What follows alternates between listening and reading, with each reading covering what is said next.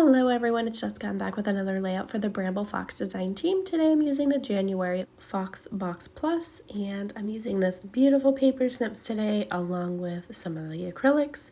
So I'm pulling out some Vicki Boutin Discover and Create collection along with a border punch by Martha Stewart, and I'm just doing a couple border strips for the left and right sides.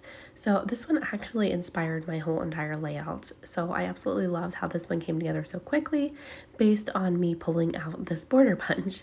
So I was actually going to do something different on the sides, and actually it was going to be a vertical or a horizontal layout rather than a vertical layout. But I was pulling out another border punch that I was going to use, and I saw this one in there that looks like paint drips, so I decided to use that and make this a vertical design. So I've just ran a couple strips down the sides of my paper. I've got 4 photos here, which I'm going to pull out my nested circle dies, and I'm going to cut down all of my photos into circles, trying to save as much of the photos as I can because they were painting and I wanted to show what they were actually painting, but some of them I just wanted to show their little hands. And my son there, Otto, had paint up his entire arm. He painted his arms black.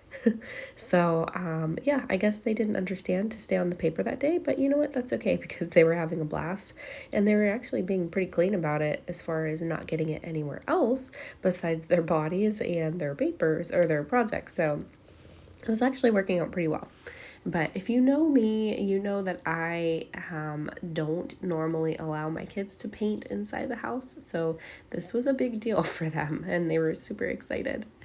So I'm pulling out one of the stencils, and this is one of the ones from Bramble Fox. I'll have to get the number because I can't remember offhand what the number of the stencil is, but I'll post it below for you. And then I'm pulling out some Distress Oxide in Uncharted Mariner, and I'm just using a blending brush just to blend this on. I'm only using half of the stencil, and then I'm going to flip it and put the other half on the bottom portion of this layout. So it kind of looks like little sunbursts popping out of the layout.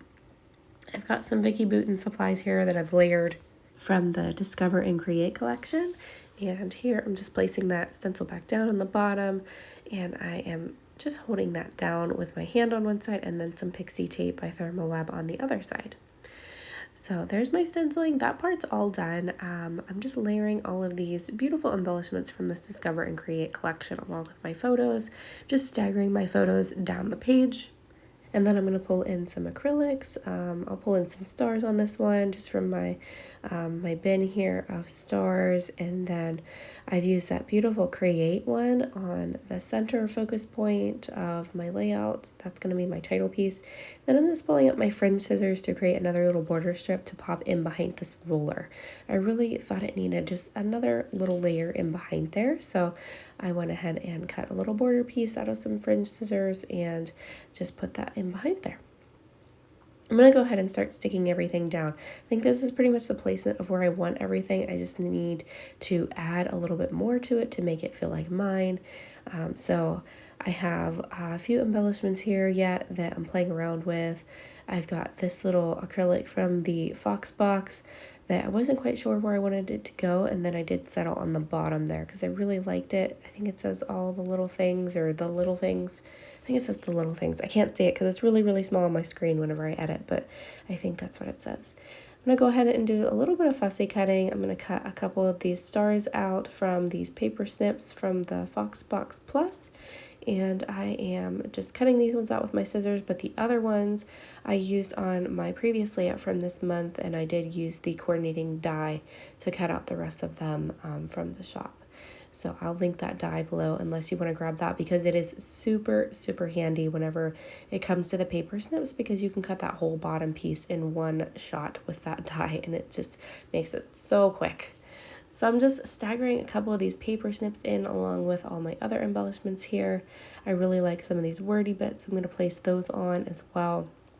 You guys know that I love to put little wordy phrases on my layouts and kind of stagger those. So I'm going to do the same thing here with this layout too. And I'm also going to pull out some Distress Oxide and some black soot. I'm going to add some splatters here in a moment, just after I get all my embellishments placed down here.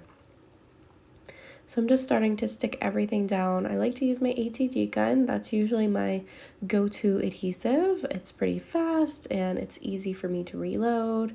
I like to use that most of the time, or my tape runner from Thermoweb. I use that one sometimes too. Kind of whatever is here on my desk. And actually, I think I see my Thermoweb one is like laying right in front of me in the frame, but I don't use that one for this layout for some reason.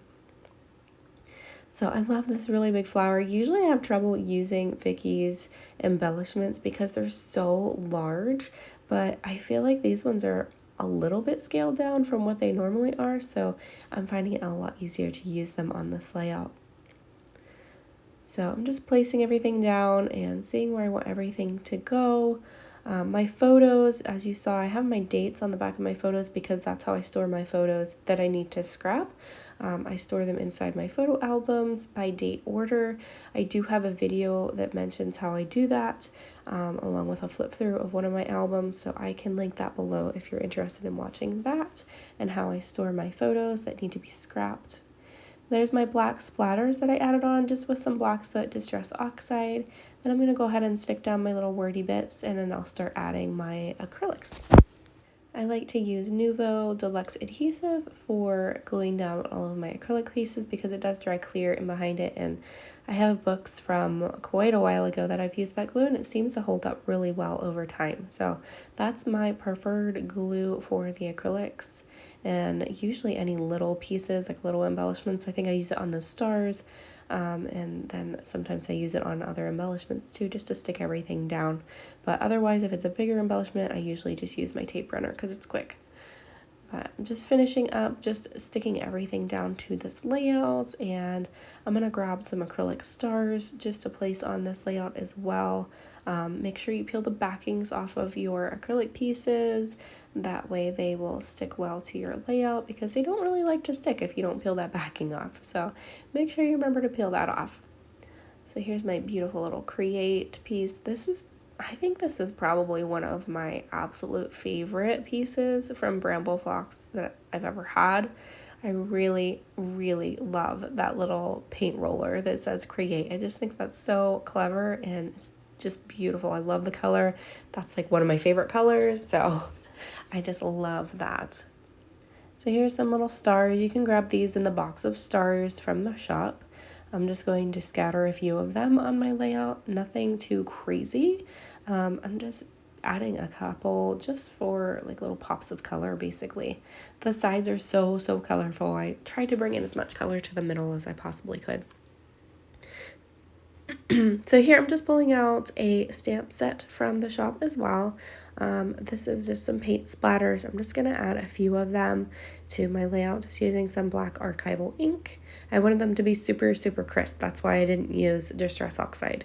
So my archival ink creates a really crisp stamp. So I'm just pulling out some stars that I stamped there as well from, where's that from? Pretty Pink Posh. And then I pulled out one of the little labels from Vicki Boutin's collection, and I'm just stamping my date right on that, and I'm going to add that to the side of my layout.